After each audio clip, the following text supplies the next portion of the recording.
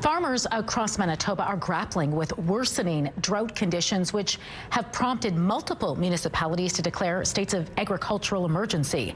The Canadian Drought Monitor has just released the latest data for our province, and David Lee, a manager of its agro-climate team, joins us now to help break down those findings. David, good to speak with you. Nice to speak with you. I have a couple images for our viewers to see. They show what the drought conditions look like at the end of June. So this is what it looked like, the red showing where extreme drought conditions are. The next image is the one your department just released. It shows the conditions a month later as of July 31st, and there is a lot more red on the map. What can you tell us about how things have changed here in Manitoba during the month of July? Sure. Yeah. Unfortunately, Manitoba has gotten worse from a drought perspective in July. There has been decreased precipitation across much of the province.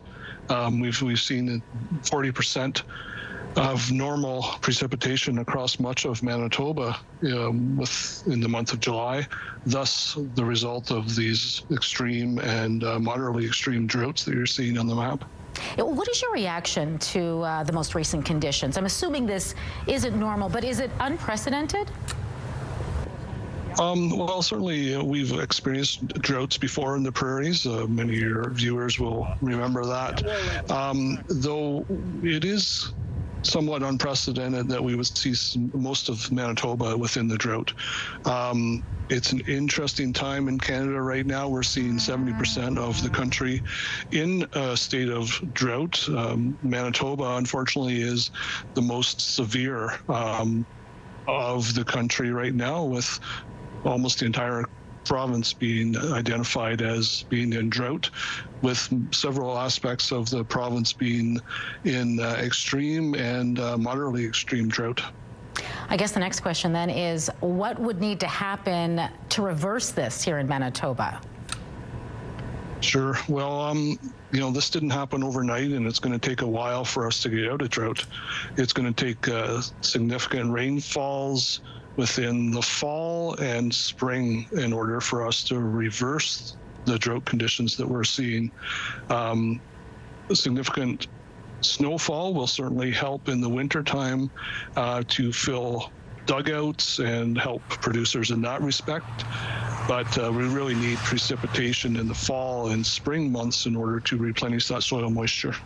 Now, I heard you say that Manitoba is kind of worse province when we look at the big picture across Canada. What can you tell us about drought conditions across the country as of July 31st?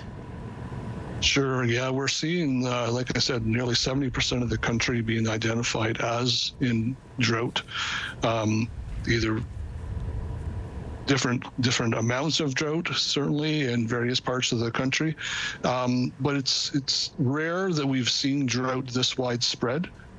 Our closest comparison would be 2023, but it is quite different in this respect in that it looked like it was going to be good early on in the year.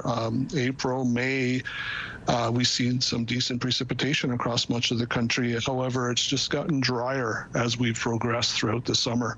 Thus, we're seeing much of the country, in a state of drought. Well, David, I want to thank you for your time tonight to break down those findings. It was great speaking with you. Thank you.